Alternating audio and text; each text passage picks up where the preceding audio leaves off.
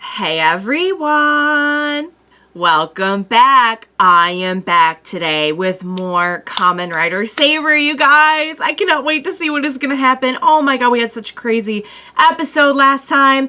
If you are joining me early today, you know just what that means. It means you are one of my awesome patrons. Thank you so much, and as always, I'm sending up those big old hugs right through that screen. And if not, still thank you for joining me today. I'm glad you're here. I do hope you'll consider supporting me that way. The link to my Patreon is going to be in the description down below. So, wow. Just when it kind of felt like we were hitting a point in this show where it wasn't just like constant, huge, new, big reveal, crazy stuff every single episode, they made up for it in the last episode. I thought the whole trying to get to Master Logos plot in general was just really fun and well done. I loved Ogami like leaving his thing behind and just their kind of silly shenanigans getting in there at first. The kind of having them sneak in, break in at the same time as Megiddo. Just kind of like having them get in and I knew as soon as they started like sounding their alarms and everything, I'm like, oh, it's other guys that they're after. They don't even know our guys are here, but our guys are going to think that they're after them. Someone brought it up to me that the person who helped Touma is probably Master Logos. But we don't know for sure, but I think that's a really good theory. But clearly, Master Logos is shady. And we knew that, like, we kind of knew that. I think we kind of knew that, like, because Reika keeps mentioning him and everything, like, I think it would have been easy enough to infer that something's going on with, like, this whole organization. But now we know for sure, like, yeah, no, something's not right. Like, he clearly just let all of that happen and had this encounter with Storius, and we never really saw what happened, but clearly he just kind of, I think, perpetuated everything. So, all right, let's talk about Primitive Dragon. Primitive Dragon was amazing, and I say that with a little bit of guilt because it's always hard to watch a power-up that is, like, hurting your main character. But that being said, just the whole sequence and the look, the style, the movements, the almost, like, undead or zombie-like movements, the feral kind of, nature, they were just great. They were just so much fun to watch. The music...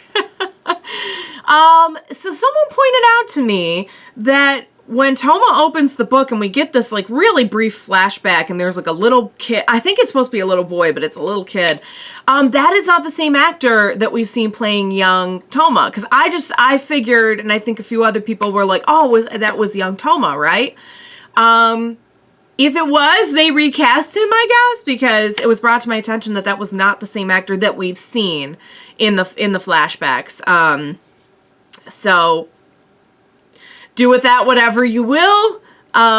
It could be a simple recast. It could be, you know, they wanted him in a different age. I have no idea. Or it could be somebody different entirely. I honestly have no clue. I am so just like, every time I think I have like a grasp, I'm like, okay, this is where it's going. They just come in and change the game, you guys. They just come in and change the game on me. Tassel left us on some very haunting words that if this keeps up, Touma will ... And I'm like, Tassel, don't you dare even leave me there. And he did. He did. Tassel, I'll tell you what, he is shaping up to be one of these, like, mysterious / I think kind of like questionable characters. Like, what do you know, Tassel? What are you really up to, Tassel? Like, I don't think he's up to anything bad, but he definitely knows more than he's letting on. He definitely is, like, more powerful than any of us originally thought. He's definitely not just a narrator. So, so there's that. So yeah, so Primitive Dragon straight up took over Touma. Before he even did the henshin, he had like possessed Touma. Touma was not there anymore. And I think he did regain control at the end, but I don't know like what the effects of that are going to be on him. You know, will he get control over it at some point? You know, like I've seen similar things on other Rider series. I won't go into details in case not everyone is on the same page with what we've all seen. But like, will there be a point where he gets control and now it's like one of his most powerful forms because of it? I have no clue. But you guys, there's one way to find out, and that is to jump right in to the next episode of Kamen Rider Saber. Let's go.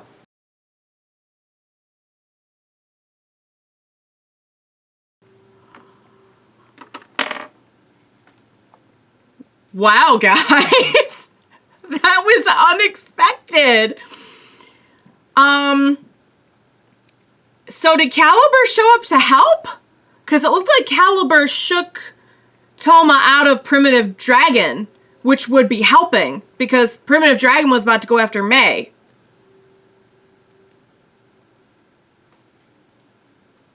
I have a few theories. It's either Tassel, which would be super weird. It would be super weird if Tassel was Caliber. He's just not Caliber material, you know? I feel like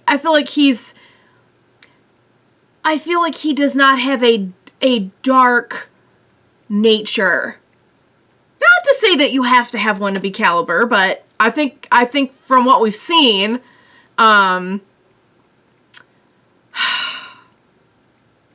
I think it's Kento. I think that's probably the most obvious, well, maybe not obvious, but I think that's my favorite answer, is that it's really Kento. We also saw that little boy in the flashback that they never got into. Who is the little boy? I had thought about it, was that like little boy Kento, but he would have recognized little boy Kento. It probably has nothing to do with Kento, but was that like young Master Logos? Was it the... You know, we found out in this one that the Forbidden Book has to do with sorrow. And that since that sorrow can't be understood, it will just kind of keep rampaging. Is it maybe, does the little boy have something to do with the origin of the whatever sorrowful story it's about? I'm sure there's more to that. Ogami joined up, which I had a feeling he would. It was nice to see Sora kind of like talk some sense into him. It is a very difficult decision because he's with that organization for a reason, and Ogami is not a wishy-washy person. Like, he's not just gonna be like, oh well, I'm over here now. Like, he needs a darn good reason to leave the organization. So now Reika has the books. I don't know. I feel like Reika and Master Logos weren't seen eye to eye in this one exactly, which I think is also interesting. Especially when she's like his emissary of sorts, that like anything I say is good as his word. But is it though? If they're not, I mean, I'm sure it is, but like doesn't seem like they're in total agreement. Who is Master Logos is still a question that's on the table. I'm so glad Ogami's joined up with us now, but Rintarou, I feel like Rintarou is on the fast track to just being corrupted by Reika. Which is funny because Ren actually seemed like, what do I do? What would Kento do? Which he's the one that I felt like was the furthest gone at one point. I'm like, no, he just can't see past his grief and his rage. And Rintarou was kind of like, seemed a little open to Touma, but only when he thought Touma might be surrendering himself or coming back to the organization or whatever, like doing something in favor of the organization.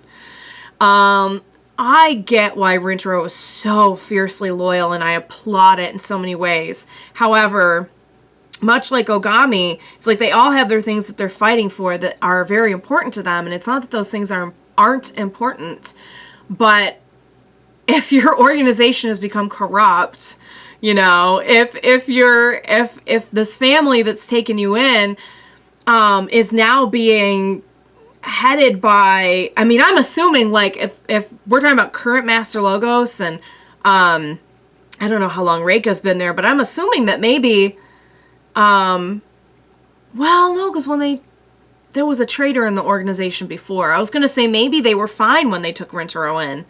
But even, like, it's just hard, because, like, what do you do if your family is toxic? You know?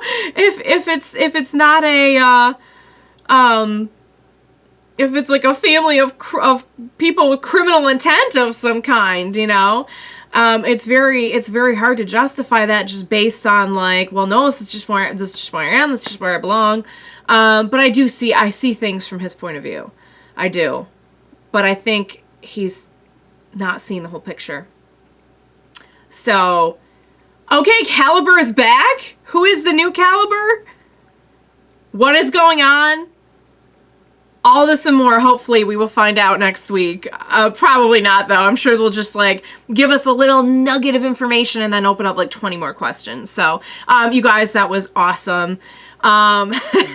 Wow. Cannot wait to discuss this one. Also, I'm told that there is a part of this episode, perhaps it was the part with the book, where we see, like, an unknown language of some kind, or different language. I'm not exactly sure of the details, because I didn't click the link to the page yet, that contained this translation that somebody did, because I didn't want to get spoiled on anything before I saw the episode, obviously.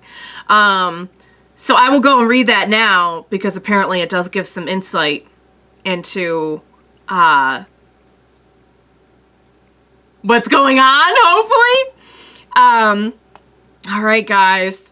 Here we go. Here we go. We knew this was coming. We knew, like, didn't we kind of know? I feel like we kind of knew that, like, Caliber was coming back, or maybe Kento was coming back, or maybe both. Or maybe Caliber's tassel. I don't know. That would be super weird. Am I the only one who thinks it would be super weird?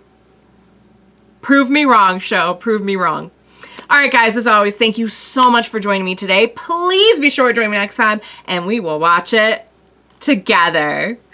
Bye for now, guys.